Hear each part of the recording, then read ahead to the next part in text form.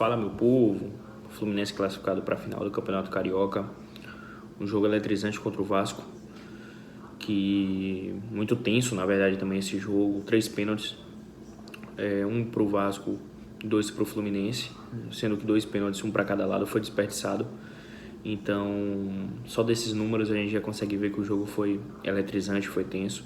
Foi um clássico muito equilibrado. O Vasco, em determinados momentos da partida, majoritariamente, mandou no jogo, até porque precisava, né? O primeiro jogo foi 1-0 pro Fluminense, o Vasco precisava do resultado, tinha que sair, mesmo jogando no Maracanã, no mando do Fluminense, torcida do Fluminense. Então, o Vasco precisava sair, foi o que fez, mas não aproveitou as oportunidades. Não transformou em gol, na verdade, né? Eu trouxe um dado aqui muito interessante, que o Vasco terminou o primeiro tempo com 10 finalizações e o Fluminense com 3 apenas. Isso não são finalizações no gol, né? São no geral. Então, assim, já mostra o volume do jogo do Vasco. E isso no primeiro tempo. No segundo equilibrou um pouco mais, o Fluminense passou a criar também suas oportunidades, passou a ficar um jogo mais truncado, muitas faltas.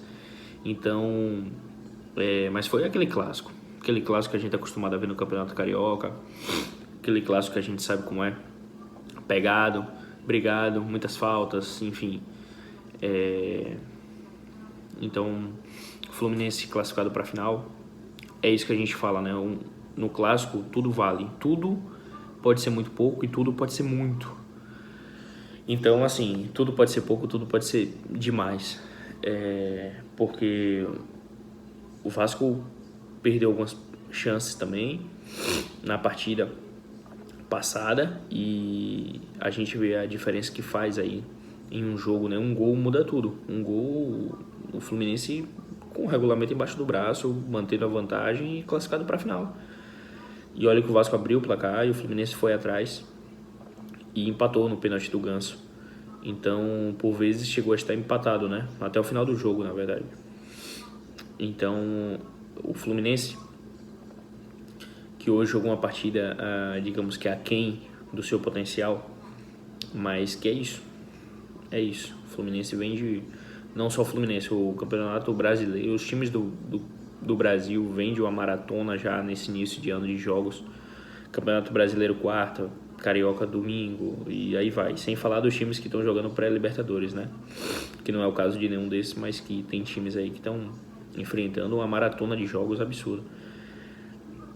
E Fluminense na final, então o Vasco, é importante falar isso também, do Vasco, que a gente vê um pouco da diferença com o Fernando Diniz e agora. Eu não sei se isso é normal, todo time, todo jogador é assim, todo elenco é assim, mas parece que quando tem um... Eu tô falando porque eu não acompanhava o Vasco antes, mas eu percebi uma diferença de postura, uma mudança de postura do Vasco na semana passada, no domingo passado, quando eu fiz análise aqui do jogo da ida, e hoje, 2 times totalmente diferentes. O Vasco muito mais hoje indo pra cima, um time muito mais solto, muito melhor de ver jogar.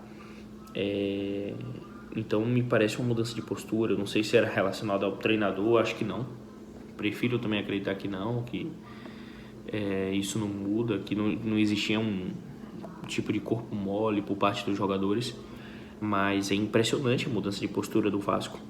Uma alteração que o Lazzaroni, que é o técnico interino do Vasco, fez também, que eu gostei, que eu achei legal, é a mudança do centroavante argentino, Spinelli, me parece, eu sempre esqueço o nome dele, pelo Brenner. O Brenner entrou muito bem, apesar de perder o pênalti, que ele sentiu e deu uma virada de chave ali no jogo dele, ele passou a cair mais de rendimento, mas o Brenner entrou muito bem. Eu não conhecia o Brenner, é o primeiro jogo que eu assisto do Brenner, e muito bom jogador, assim como o David também é outro, que eu nunca tinha... Na verdade, eu acho que eu vi uma partida do David, mas hoje jogou muito bem. O Thiago Mendes também. E pelo lado do Fluminense, o Canóbio e o Acosta foram os destaques, na minha opinião. Mas é isso. Essa foi a principal mudança também do Vasco de comportamento, e citando essas mudanças aqui do elenco.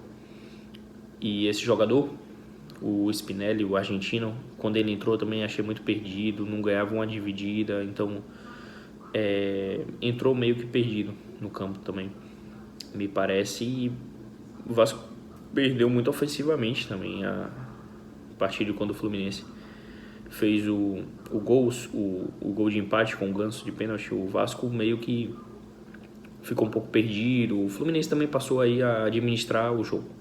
E aí tem tudo aquilo, né, da catimba, sofre uma falta, fica ali um tempo e tal. Tem toda essa questão que quando você tá com o placar, com o regulamento embaixo do braço, fica mais fácil. Mas é isso, o David criou muitas oportunidades por parte do Vasco. Muitas oportunidades. Um jogador que é muito vertical, né? Que vai para cima, que tem criatividade de lances, pode criar, vai para cima mesmo, tem criatividade ofensiva muito grande, um repertório ofensivo muito grande. E o Thiago Mendes também, um volante incrível, um meio de campo que é absurdo. Realmente eu não conhecia também. Eu ouvi falar dele no jogo contra o Santos no meio da semana, que teve uma briga com o Neymar, mas eu de fato não conhecia. Mas é isso, meu povo, a análise é essa, não tem muito o que falar. Eu acho que o jogo de hoje foi uma continuação do jogo da semana passada, no quesito de ser equilibrado. Tiveram algumas mudanças de postura, como eu falei aqui, por parte do Vasco. O Fluminense, ao contrário, ficou um pouco mais aquém. O Vasco hoje mandou na partida, mas o Fluminense tinha vantagem. Tem essa questão também do calendário, que os dois times estão cansados, mas o Vasco precisava ir para cima, mas não conseguiu criar para ser determinante de fato, né? Para transformar essas jogadas em gols. Transformou em oportunidades, mas não transformou em gols. É isso, por pouco o Vasco poderia ter passado também, o Fluminense poderia ter ficado pelo caminho. Foi um jogo muito equilibrado, diferente, por exemplo, da outra semifinal do Campeonato Carioca, que o Flamengo deu 3-0 no primeiro jogo contra o Madureira, e joga amanhã, mas tá praticamente garantido na final, digamos assim, né? Futebolisticamente a gente não pode falar, sacramentar nada, porque tudo é possível, mas muito difícil que o Madureira vá transformar esse placar. Então esse confronto foi um confronto diferente, que a gente já imaginava pelo nível das duas equipes. A gente imaginava assim o Fluminense com leve favoritismo, mas é isso. Imaginávamos jogos tensos assim também. É isso, Fluminense na final, muito provavelmente Fla-Flu na final do Carioca, domingo que vem. Esse jogo não sei se eu faço análise, porque eu tenho que ver outros campeonatos estaduais, né? Muito provavelmente vou ver outros aí. Mas é isso, meu povo. Se você gostou aí da minha opinião, comenta, curte aí, deixa seu comentário aí, sua opinião também, porque é muito importante pra mim. A gente vai conversar e debater aí e é isso. Acompanha aí a página, curte, compartilha pros seus amigos também. Abraço.